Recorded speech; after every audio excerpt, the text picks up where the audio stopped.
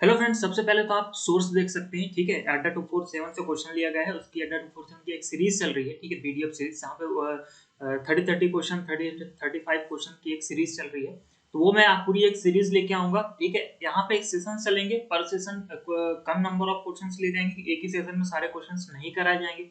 उसका रीजन है जो कि मैंने पहले काफी सारे वीडियोस में ऑलरेडी मैंने बता रखा है कि क्या रीजन है उसका।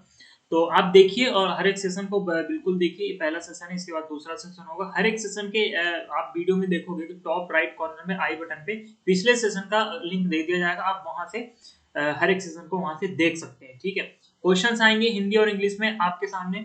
आप पॉज करेंगे वीडियो, क्वेश्चन को सबसे पहले रीड करेंगे, उसके बाद सॉल्व करने की कोशिश करिए। अगर आपने पढ़ रखा है तो नहीं पढ़ रखा है तो बिल्कुल आप देखिए बेसिक अप्रोच, क्योंकि हम बिल्कुल बेसिक से बात करेंगे कि आखिर इस टाइप के क्वेश्चंस कहीं भी आ जाए, कैसे भी आ जाए, किसी भी लेवल के, तो किस तरह से क्वेश्चन को सॉल्व करते हैं। राइट, दोनों ही एग्जाम के लिए काफी इंपॉर्टेंट क्वेश्चन है ये। जितने भी क्वेश्चन आएंगे दोनों एग्जाम के लिए काफी इंपॉर्टेंट है। आप सीजीएल सीएचएसएल किसी भी एग्जाम की, और इसके अलावा भी किसी भी एग्जाम की अगर आप तैयारी करते हो तो ये क्वेश्चन काफी इंपॉर्टेंट है। ये कभी भी मतलब ऐसा वहम मतलब मन में नहीं बनाना है कि नहीं हर एक एग्जाम में अलग अलग, सारे एग्जाम में एक ही रीजनिंग आती है। बस थोड़ा बहुत लेवल का डिफरेंस रहता है। ठीक है, और जहां पे कुछ भी ऐसा डिफरेंस लगेगा तो वहां पे खुद ही बता दिया जाता है आपको। तो रीजनिंग मतलब रीजनिंग वो हर एक एग्जाम के लिए सेम ही रीजनिंग है, अलग अलग एग्जाम के लिए अलग अलग रीजनिंग नहीं है।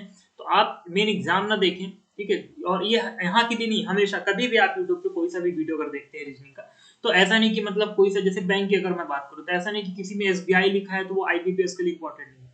सब एग्जाम के लिए इंपॉर्टेंट है वो। किसी में अगर एसएससी लिखा है तो ऐसा नहीं कि वो आरआरबी के लिए इंपॉर्टेंट है, सभी एग्जाम के लिए इंपॉर्टेंट है। ठीक है, चलिए खैर बढ़ते हैं अपने डायरेक्ट क्वेश्चन पे। ये है पहला क्वेश्चन। रिक्वेस्ट है कि सबसे पहले तो आप वीडियो को पॉज करें और अच्छे से क्वेश्चन को सबसे पहले आप पूरा अपनी अपनी लैंग्वेज में, जिसको जैसे भी रीड करना हो आप रीड करिए पहले से। ठीक है, और देखिए क्या आप समझ पा रहे हैं। ठीक है, ओके, उम्मीद है आपने रीड कर लिया होगा। रीड करने के लिए मैंने कहा था उसका कुछ रीजन था। अगर अभी भी आपने रीड नहीं किया तो आप रीड करें, फिर हम आगे बढ़ते हैं। देखिए यहाँ पे बेसिकली क्या रहा है कि यहाँ पे हो क्या रहा है कि दो मैट्रिक्स दी गई है आपको। दोनों मैट्रिक्स में रो को किसी नंबर से यहाँ पे नंबरिंग की हुई है और कॉलम की नंबरिंग की हुई है। ठीक है, रो की भी नंबरिंग की हुई है, कॉलम की भी नंबरिंग की हुई है। पहले मैट्रिक्स में 0 से 4 आप देख पा रहे हैं, जैसे कि 0 से 4। दूसरे वाले मैट्रिक्स में 5 से 9। ठीक है, रो की भी कॉलम की भी।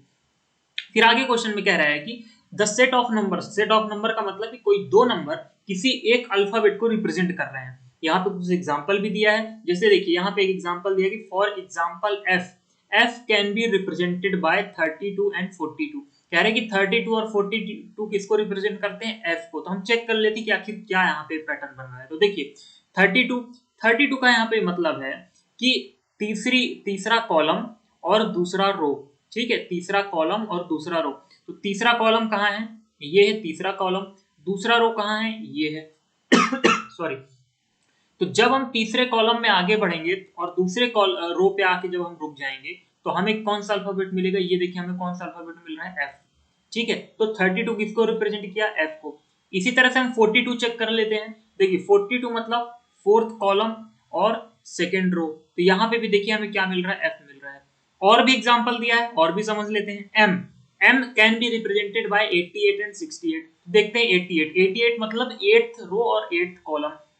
तो देखिए ये हो गया 8th रो, 8 कॉलम, और ये हो गया 8th रो। ठीक है, इन दोनों में कौन सा अल्फाबेट हमें मिल रहा है, ये देखिए एम हमें मिल रहा है। तो 88 किसको रिप्रेजेंट करता है, एम को रिप्रेजेंट करता है। इसी तरह से 68 भी एम को रिप्रेजेंट करता है। कैसे, ये देखिए 6th कॉलम और ये 8 रो, और यहाँ पे आप देख पा रहे हैं कि यहाँ पे क्या है, एम है। तो सब पैटर्न समझ में आ गया कि क्या यहाँ पे चल रहा है, क्या कुछ यहाँ पे हो रहा है। ठीक है, हर हर दो नंबर किसी न किसी अल्फाबेट को रिप्रेजेंट कर रहे हैं। कैसे रिप्रेजेंट कर रहे हैं वो आपने देखा अभी। ठीक है, अब हमें क्या करना है, अब यहाँ पे ध्यान से सुनिएगा। ये क्वेश्चन देखने में मतलब आसान है, मतलब आसान है ही, सच में आसान है। इसमें कोई ऐसा कुछ खास ऐसा उसमें बताने वाला कुछ था नहीं। लेकिन यहाँ पे एक ऐसी चीज है जो मुझे नहीं लगता कि किसी ने मतलब यूट्यूब पे ऐसा आपने पहले कभी सुना होगा। मैं बता देता हूँ, ऐसा होता है काफी सारे क्वेश्चंस का सैंपल लेके उसके बाद ये रिजल्ट निकाल के मैं आपको बता रहा हूँ। क्या बताने वाला हूँ, देखिए जब भी कभी भी इस तरह का क्वेश्चन आपको देखने को मिल जाए, मैं सेम पैटर्न की बात कर रहा हूँ। अगर इस तरह का कभी भी सेम पैटर्न का क्वेश्चन आपको देखने को मिले, आप हमेशा याद रखिएगा कि आप क्वेश्चन सॉल्व करेंगे कैसे, ऑप्शन से, पहली बात। और ऑप्शन से कैसे, रिवर्स ऑर्डर में। कहने का मतलब आप ऑप्शन से इधर नहीं बढ़ेंगे, आप इधर से इधर बढ़ेंगे ऑप्शन में। क्या कह रहा हूं देखिएगा, समझिए। हमें किसको डिकोड करना है, हमें गेन को, हमें पता करना है गेन का कोड, मतलब गेन जो है, गेन को कौन कौन से नंबर जो है रिप्रेजेंट करेंगे। तो जनरल एक क्या तरीका होता है जो कि 80% लोग करते हैं, पहले जी को देखते हैं कि जी को कौन सा नंबर रिप्रेजेंट करेगा, फिर ए को देखेंगे, फिर आई को देखेंगे, फिर एन को देखेंगे, जिसमें काफी टाइम वेस्ट हो जाएगा आपका, आप अगर इधर से इधर बढ़ते हो तो आपको क्या करना है, आपको इधर से इधर बढ़ना है, ठीक है, आपको रिवर्स ऑर्डर में बढ़ना है, ध्यान रखिएगा, इससे आपका क्वेश्चन बड़ी जल्दी सॉल्व होगा। चलिए एन को देखते हैं कौन कौन सा नंबर रिप्रेजेंट कर रहे हैं। तो देखिए इतने सारे यहाँ पे अल्फाबेट लिखे हुए हैं, अब आप ढूंढोगे कि एन कहाँ है, एन कहाँ है, एन कहाँ है, तो एन ना ढूंढने के बजाय हम क्या ढूंढेंगे, इसीलिए मैंने कहा ऑप्शन से सॉल्व करना है। आप चलिए पहले ऑप्शन पे चलिए, आप देखिए क्या 44 एन को रिप्रेजेंट करता है। अब देखिए 44 ढूंढना बड़ा ही आसान है, fourth row fourth column, direct आप यहाँ पे पहुंच जाएंगे। तो एक सेकेंड मैं यहाँ पे कलर चेंज कर लेता हूँ, फोर्थ रो फोर्थ कॉलम, तो ये देखिए ये fourth row, sorry fourth column fourth row, क्या देखिए ये एन को रिप्रेजेंट करता है क्या, एन को रिप्रेजेंट कर रहा है क्या, आप देखिए ये एन को रिप्रेजेंट नहीं कर रहा है, ये किसको रिप्रेजेंट कर रहा है, ई को रिप्रेजेंट कर रहा है, मतलब पहला ऑप्शन हमारा गलत। इस पे अब हम और काम नहीं करेंगे, पहला ऑप्शन हमारा गलत आ गया मतलब गलत, इस पे अभी हम और पीछे आगे जाने की जरूरत नहीं है। अब आते हैं हम देखते हैं क्या 43 एन को रिप्रेजेंट कर रहा है, फोर्थ कॉलम थर्ड रो, तो देखिए ये है फोर्थ कॉलम और थर्ड रो, ये देखिए बिल्कुल एन को ही रिप्रेजेंट कर रहा है ये, मतलब ये ऑप्शन हमारा हो सकता है। फिर आइए देखिए क्या 12 रिप्रेजेंट कर रहा है क्या एन को, मतलब फर्स्ट कॉलम सेकेंड रो, तो फर्स्ट कॉलम और सेकेंड रो ये देखिए बिल्कुल यहाँ पे एन रिप्रेजेंट कर रहा है, ये भी सही हो सकता है। फिर इसके बाद 0 1, तो देखिए 0 कॉलम 1 रो, ये भी बिल्कुल एन को रिप्रेजेंट कर रहा है, मतलब ये तीन ऑप्शन आपके सही हो सकते हैं। अब हम आगे बढ़ते हैं, आई को डिकोड करते हैं, देखते हैं कि आई को कौन सा नंबर रिप्रेजेंट करता है। 66 सिक्स्थ कॉलम सिक्स्थ रो, बिल्कुल आई को रिप्रेजेंट करता है। 23 सेकेंड कॉलम थर्ड रो, ये देखिए किसको रिप्रेजेंट कर रहा है, ये रिप्रेजेंट कर रहा है एन को, भाई सेकेंड कॉलम थर्ड रो किसको रिप्रेजेंट कर रहा है, एन को, जबकि किसको रिप्रेजेंट करना चाहिए था, आई को, मतलब ये वाला ऑप्शन क्या हो गया हमारा गलत, तो हमारा सी ऑप्शन भी क्या हो गया गलत। अब आते हैं इस पे 88 का चेक करते हैं, तो एट्थ रो एट्थ कॉलम और एट्थ रो, ये किसको रिप्रेजेंट कर रहा है, एम को रिप्रेजेंट कर रहा है, जबकि करना किसको चाहिए था, आई को, मतलब ये भी ऑप्शन हमारा क्या हो गया गलत, बचा कौन सा ऑप्शन बी, और ये हमारा क्या हो जाएगा बिल्कुल सही। अब हमें आगे चेक करने की कोई जरूरत नहीं है, ठीक है, आपको अगर प्रैक्टिस कर रहे हैं, आप अभी सीखना है आपको, तो बिल्कुल आप आगे प्रोसीड कर सकते हैं, बट एग्जाम में आपको यही रुक जाना है और आपको तुरंत सॉल्व करना है। देखिए अगर आप आगे से बढ़ते हैं ना, तो आप जी को डिकोड करते हैं, तो देखते हैं कि ये चारों के चारों जो नंबर लिखे हुए हैं ना, ये सब जी को ही रिप्रेजेंट कर रहे हैं। इसी तरह से आप जब और आगे बढ़ते हैं, तो आप देखते हैं कि सारे के सारे नंबर ए को ही रिप्रेजेंट कर रहे हैं, तो आपके लिए एक स्टेप बढ़ जाती है। और ये चीज सिर्फ यहाँ नहीं हो रही है, इस पैटर्न का ध्यान रखिएगा, मैं पैटर्न की बात कर रहा हूँ, सेम पैटर्न का अगर क्वेश्चन आता है मैट्रिक्स कोडिंग में, तो आप इसी तरह से क्वेश्चन सॉल्व करिएगा, ऑप्शन से सॉल्व करिएगा, और वो भी कहाँ आपको राइट से लेफ्ट बढ़ना है, मतलब आपको पीछे से रिवर्स ऑर्डर में बढ़ना है, ठीक है, बड़ा ही जल्दी क्वेश्चन आपको सॉल्व होगा। ठीक है, अब बढ़ते हैं इस वाले क्वेश्चन में अपने, देखिए यहाँ पे लिखा हुआ है ब्लड रिलेशन का क्वेश्चन है। सबसे पहले कुछ बेसिक चीजें बता देता हूँ ब्लड रिलेशन को लेके। देखिए हम हमेशा फीमेल को किससे रिप्रेजेंट करेंगे, माइनस से, और मेल को रिप्रेजेंट करेंगे किससे, प्लस से, मेल को रिप्रेजेंट करेंगे प्लस से, फीमेल को माइनस से, ये दो चीजें आप याद में रखिएगा। सेम जनरेशन में जो लोग आएंगे उनको हम सिंगल लाइन से दिखाएंगे, और एक मतलब सेम लाइन में दिखाएंगे, ठीक है। अगर अब अच्छा देखिए, अब क्या है कि सेम जनरेशन में भी कई तरह के रिलेशन आ जाते हैं, एक जैसे हस्बैंड वाइफ का रिलेशन, तो हस्बैंड वाइफ के रिलेशन को हमेशा हम डबल लाइन से दिखाएंगे, इसके अलावा जितने भी रिलेशन बचते हैं सेम जनरेशन में, उनको हम इसी सिंगल लाइन से दिखाएंगे। अपर जनरेशन वालों को जैसे माँ पिता, ठीक है, इन सबको जो है हम ऊपर दिखाएंगे, और नीचे वाले जनरेशन वालों को जैसे बेटा बेटी पुत्र ये सब जो हो गए, इनको हम नीचे दिखाएंगे। तो ये कुछ बेसिक चीजें हैं, बाकी हम क्वेश्चन सॉल्व करते हैं तो और सीखेंगे। अखिल इज मैटरनल अंकल ऑफ रश्मि, अखिल रश्मि का मामा है। तो अब देखिए एक चीज और मैं बता देता हूँ यहाँ पे एक पॉइंट, कभी भी हमें नाम से जेंडर डिफाइन नहीं करना है, जेंडर जब तक लॉजिकली नहीं डिफाइन होगा क्वेश्चन में, कभी भी आपको जेंडर पहले से डिफाइन नहीं करना, ये चीज आप हमेशा याद रखना, क्योंकि आपको जरूरत ही नहीं पड़ेगी। अगर क्वेश्चन आपसे डिमांड कर रहा है जेंडर की, तो वो जरूर किसी न किसी लॉजिक से डिफाइन करके देगा आपको कि हाँ ये मेल है ये फीमेल है। Akhil is the maternal uncle of Rashmi, जैसे मान लीजिए ये अखिल है, अब अखिल कौन है, मैटरनल अंकल है किसका, रश्मि का। तो सबसे पहले तो अखिल की कोई ना कोई बहन होगी, कोई ना कोई अखिल की बहन होगी, जो कि फीमेल बहन है तो मतलब फीमेल होगी। और इसकी जो है ये, अब ये कुछ भी हो सकता है, हमें जेंडर पे बिल्कुल जाना ही नहीं है, बस हमें नाम पे ध्यान रखना है। ये है रश्मि, ये कौन है, रश्मि। तो अगर हम इस तरह का लाइन डायग्राम ड्रॉ करते हैं तो मतलब देखिए क्या हो गया, ये क्या डिनोट कर रहा है कि अखिल इज मैटरनल अंकल ऑफ रश्मि। भाई ये रश्मि की हो गई माँ, ये रश्मि की हो गई माँ, और ये माँ का कौन हो गया, भाई। अच्छा ये मैटरनल अंकल है, मतलब ये कौन होगा, मेल मेंबर। तो ये हो गया। इसके बाद देखिए ये हमने नोट कर लिया, ठीक है। Ramesh is the father of Rashmi, Ramesh कौन है, रश्मि का फादर, मतलब इसका हस्बैंड होगा वो रमेश, ठीक है। मैं रमेश को ऐसे आर आई एम से दिखा देता हूँ, ठीक है। और ये मेल मेंबर होगा, रमेश हो गया फादर किसका, रश्मि का। ऊपर वाली जनरेशन को हम कैसे दिखाते हैं भाई, ये रश्मि का फादर हम कैसे दिखाएंगे, ऐसे दिखाएंगे, ये रश्मि का फादर है, ठीक है, ऐसे ही दिखाते हैं। ओके, फिर देखिए how is Ramesh related to Akhil. अब कह रहे हैं कि जो रमेश है वो अखिल से किस तरह रिलेटेड है। कभी भी बोले रमेश अखिल से, कभी भी किसी भी नाम के बाद अगर से लगा हो, किसी भी नाम के बाद अगर से लगा हो तो आप उसी नाम से एरो बना देना।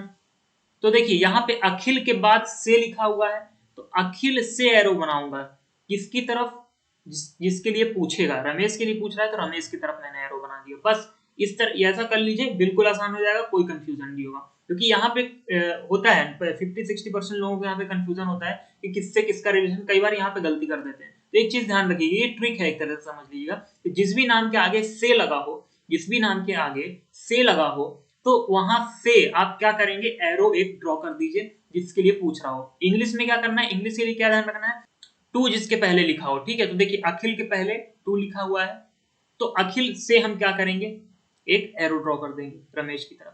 तो ये सिंपल सी एक ट्रिक है, कहां से कहां का रिलेशन पूछ रहा है ये पता करने के लिए। तो इसका आंसर हो गया, ठीक है, ब्रदर इन लॉ। अब हम आगे बढ़ते हैं अपने नेक्स्ट क्वेश्चन की तरफ। देखिए मिरर इमेज का क्वेश्चन है। मिरर इमेज की एक छोटा सा एक वहां पे पॉइंट आता है मिरर इमेज के केस में, कि जैसे मान लीजिए कोई भी यहाँ पे, जैसे मान लीजिए बी है, ठीक है। अब बी का मैं मिरर इमेज बनाता हूँ।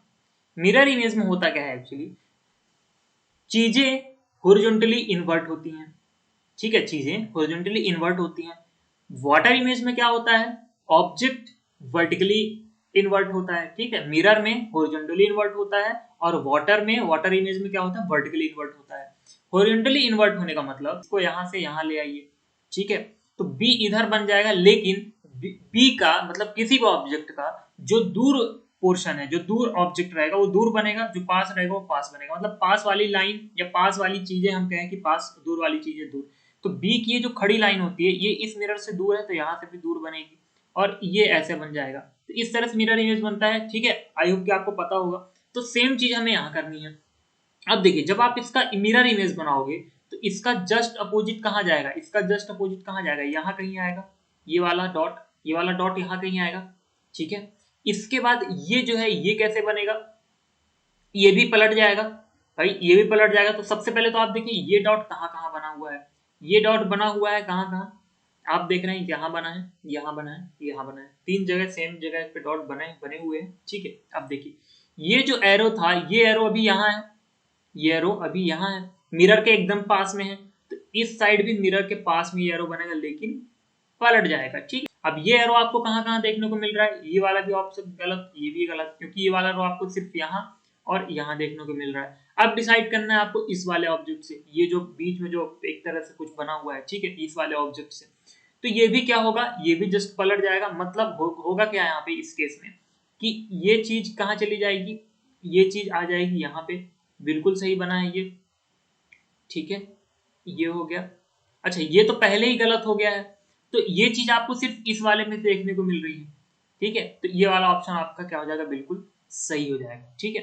क्योंकि इसमें देखिए इसमें ऐसा बना हुआ है, ये यहाँ मिरर इमेज में ऐसा नहीं जाएगा, ठीक है। ये वाटर इमेज एक तरह से बन गया है इस वाले ऑब्जेक्ट का, ठीक है, वर्टिकली इन्वर्ट हो रहा है, देखिए ना नीचे आ रहा है। अगर हम जस्ट अगर इसको पलटे तो भाई ये वाला ऑब्जेक्ट, जो ये वाला ऑब्जेक्ट है ये तो नीचे ही रहेगा ना, ये तो ऊपर जाएगा नहीं। तो चीजें ऊपर नीचे नहीं होंगी, अगल बगल होंगी। एक सिंपल भाषा में अगर आप बताऊं तो मिरर इमेज में क्या होता है, चीजें अगल बगल हो जाती हैं और वाटर इमेज में चीजें ऊपर नीचे हो जाती है, सिंपल भाषा में अगर समझे तो, ठीक है। तो ये होता है। तो ये वाला ऑप्शन आपका सही हो गया। बढ़ते हैं अपने नेक्स्ट क्वेश्चन की तरफ। देखिए इसमें क्या है, आपको रिलेशन बताना है किसके किसके बीच में। कुछ प्राइमरी कलर्स दिए गए हैं, red, blue, magenta. Magenta, red and blue. सबसे पहले तो मैं बता दूं कि मैजेंटा होता क्या है। मैजेंटा जो कलर होता है वो रेड और ब्लू का मिक्सचर होता है, या मैं कहूँ रेड और ब्लू के बीच में आता है। मतलब थोड़ा पोर्शन आप रेड का मिलाए, थोड़ा पोर्शन ब्लू का मिलाइए तो मैजेंटा बनता है। तो मतलब मैजेंटा का जो सर्कल होगा, मैजेंटा के सर्कल में, मैजेंटा के सर्कल में थोड़ा पोर्शन रेड के सर्कल का शेयरिंग हो रही होगी और थोड़े से पोर्शन की शेयरिंग हो रही होगी ब्लू वाले सर्कल की। तो इस तरह का आपको डायग्राम कहाँ देखने को मिल रहा है, इस वाले में। तो यही आपका राइट ऑप्शन हो गया, बाकी तीनों गलत हो गए। मतलब बीच वाला मैजेंटा को डिनोट करेगा और ये वाले अगल बगल वाले कोई रेड को और कोई ब्लू को। तो देखिए रेड का थोड़ा सा पोर्शन मैजेंटा में चला गया और ब्लू का थोड़ा सा पोर्शन मैजेंटा में चला गया, और इन दोनों को मिला के जो बन जाएगा, क्या बन जाएगा, मैजेंटा बन जाएगा, रेड एंड ब्लू को मिला के। ठीक है, तो ये रिलेशन होता है। इसके लिए कुछ आपको देखिए वेन डायग्राम के लिए आपको कुछ थोड़ा बहुत बेसिक क्लियर होना चाहिए, मतलब जीएस वगैरह। ठीक है, आपको क्योंकि उसी से रिलेटेड आता है ज्यादा से ज्यादा वेन डायग्राम आपको देखने को मिलेगा। चलिए आगे बढ़ते हैं अपने नेक्स्ट क्वेश्चन में। ये क्वेश्चन है, देखिए आज हमने अभी फिलहाल हमने क्वेश्चन डिस्कस किया इसके पहले वाटर इमेज मिरर इमेज का। ये जो पेपर कटिंग पेपर फोल्डिंग के क्वेश्चन होते हैं ना, ये भी वाटर इमेज मिरर इमेज पे बेस्ड होते हैं। मिरर इमेज पे पूरा का पूरा बेस्ड होता है। कैसे, देखिए समझेंगे। यहाँ पे पेपर को फोल्ड किया है, पहला पॉइंट तो मैंने बता ही दिया कि पेपर कटिंग पेपर फोल्डिंग का जो पूरा कॉन्सेप्ट होता है पूरा मिरर इमेज पे बेस्ड होता है। ठीक है, आप पेपर खोलते जाएंगे, पिछले वाले फिगर का मिरर इमेज बनता चला जाएगा, फिर पेपर खोलेंगे, फिर मिरर इमेज बनेगा। कैसे करेंगे देखते हैं। दूसरा पॉइंट, एक चीज आप ध्यान में रखिएगा कि जैसे जैसे हमने पेपर को फोल्ड किया है वैसे वैसे पेपर को हम अनफोल्ड करेंगे। मतलब अगर हम इधर से इधर जा रहे हैं तो अनफोल्ड करते टाइम हम इधर से इधर आएंगे। ठीक है, जस्ट रिवर्स कर देते हैं। बस इस दो पॉइंट का याद रखना है, आपका आंसर निकल आएगा। जैसे देखिए लास्ट फोल्ड कौन सा हुआ था, लास्ट फोल्ड ये वाला हुआ था, लास्ट फोल्ड ये वाला हुआ था। तो जब इसको हम अनफोल्ड करेंगे तो हम कैसे करेंगे, ऐसे करेंगे, इस तरह से करेंगे। तो देखिए इस वाले केस में अगर हम इसको अनफोल्ड कर देते हैं तो ये कैसा बन जाएगा, ये फाइनली ये ऐसा बन जाएगा। ठीक है, कहने का मतलब कि ये वाली आपको पूरी इमेज मिलनी चाहिए, ये वाली इमेज मिलनी चाहिए। जब हम अनफोल्ड करेंगे तो ये हमें मिलेगा इस तरह से, ये हमें मिल गया। ठीक है, ये तो हमने अनफोल्ड कर दिया। लेकिन ये जो डॉट लगे हुए थे, जो डॉट लगे हुए थे जिसमें हमने जिसमें लिखा हुआ था कि क्या करते हैं हम इसको पंच करते हैं, अभी जो भी हो पेपर को काट देते हैं। तो ये जो डॉट होंगे, अब डॉट कैसे मिलेंगे, डॉट का बनेगा मिरर इमेज। और डॉट का क्या बनेगा, मिरर इमेज। कैसे, ये दोनों डॉट पास में है तो मिरर इमेज में भी पास वाले डॉट पास में बनेंगे, और ये दूर वाला जो डॉट है वो दूर बनेगा। तो इस तरह से हमें कुछ मिलेगा। फिर इसके बाद हम और इधर बढ़ेंगे, मतलब इस वाले के बाद हम इस वाले फिगर में, मतलब कुल मिला के पूरा अनफोल्ड हो गया है, पूरा का पूरा हमें जो है ये हेक्सागोन मिल जाएगा। तो ये पूरा का पूरा हमें मिल जाएगा अगर हम इसे पूरा अनफोल्ड कर देते हैं। भाई जो ये पोर्शन है इसको हमने अनफोल्ड करके, ठीक है, ऐसे कर दिया पूरा, तो पूरा का पूरा जो ऐसे मेन फिगर था वो हमें मिल गया। अच्छा, फिगर तो पूरा मिल गया, पेपर को तो अनफोल्ड कर दिया, लेकिन अब डॉट कहाँ कहाँ बनेंगे, नए डॉट। तो क्या, मिरर इमेज। अब किसका मिरर इमेज, जो पहले हमें पूरा मिला था, मतलब ये जो पूरा पोर्शन है ना, ये जो पूरा पोर्शन, इसका मिरर इमेज हमें मिलेगा, इसका पूरा मिरर इमेज मिलेगा। ठीक है, कैसे मिलेगा देखिए। तो ये दोनों डॉट पास में है, तो ये पास में दोनों डॉट बन गए। ये दो डॉट दूर में है तो ये दोनों डॉट डॉट देखिए ऐसे दूर में मिलेंगे। ठीक है, ये हो गया। इसके बाद एक डॉट ये पास में है तो इसके पास में बन जाएगा, ये डॉट यहाँ पे पास में है तो ये भी डॉट एकदम पास में बनेगा। ये फाइनली आपको मिल गया आपका आंसर। तो इस तरह का आपको कहाँ देखने को मिल रहा है, इस तरह के डॉट्स आपको कहाँ देखने को मिल रहा है, तो आप देख रहे हैं कि आपको इस वाले फिगर में मिल रहा है कि ये वाला और ये वाला लगभग सेम देखने को मिल रहा है। ये दोनों जो हैं लगभग सेम देखने को मिल रहे हैं। तो वो कैसे क्लियर होगा, देखिए उसको क्लियर करने के लिए एक काम करिए कि आप देख रहे हैं कि ये जो दोनों डॉट हैं, ये जो दोनों डॉट हैं, यहाँ पे एक कॉर्नर था, ये कॉर्नर है, इस कॉर्नर के एक साइड में पहला डॉट और इस कॉर्नर के दूसरे साइड में दूसरा डॉट। लेकिन आपने इस वाले में देखा कि कॉर्नर के नीचे साइड में ही दोनों डॉट हैं ये, तो इसलिए ये वाला हमारा गलत हो जाएगा, ये वाला हमारा सही हो जाएगा। क्योंकि देखिए कॉर्नर के एक साइड में पहला और कॉर्नर के दूसरे साइड में दूसरा डॉट, तो हमारा ये वाला ऑप्शन सही हो जाएगा। ठीक है, ये वाला नहीं होगा, ये गलत हो जाएगा, ये वाला ऑप्शन हमारा सही हो जाएगा। ठीक है, और किसी तरह का कोई कंफ्यूजन नहीं होना चाहिए। तो एक एक आपको ऑब्जेक्ट बड़े ही ध्यान से देखना है। ठीक है, क्योंकि देखिए इन दोनों में कंफ्यूजन हो रहा था ना। ठीक है, तो इस तरह से आपको डिफ्रेंशिएट करना है और सही आंसर का पता लगाना है। ठीक है, तो ये हमने किया क्वेश्चन। हम मिलते हैं नेक्स्ट पार्ट में मिलेंगे। अगर आपको तरीका अच्छा लगा हो, ट्रिक्स वगैरह आपको अगर अच्छी लगी तो बिल्कुल चैनल को सब्सक्राइब करिएगा, शेयर करिएगा दोस्तों के साथ। मिलते हैं नेक्स्ट पार्ट में, ठीक है। और भी कई सारे क्वेश्चंस हैं यहाँ पे, ठीक है। हर एक टॉपिक के क्वेश्चंस लगभग कवर किए गए हैं। आप सोर्स देख ही सकते हैं, ठीक है। काफी अच्छे सोर्स से क्वेश्चन लिया गया है। अगर आपको जेन्युइन फीडबैक जरूर दीजिएगा कि आपको समझ में आया कि नहीं आया। नहीं आया, किसी भी तरह की आपको दिक्कत हुई हो, ठीक है, तो बिल्कुल आप कमेंट सेक्शन में बताइएगा, थोड़ा और इम्प्रूव करके आपको एक्सप्लेन किया जाएगा। लेकिन एक्सप्लेन आपको जरूर किया जाएगा, आपका कॉन्सेप्ट जरूर क्लियर किया जाएगा।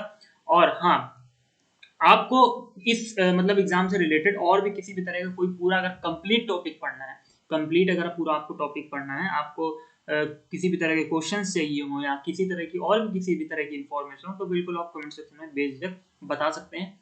Okay, thank you so much.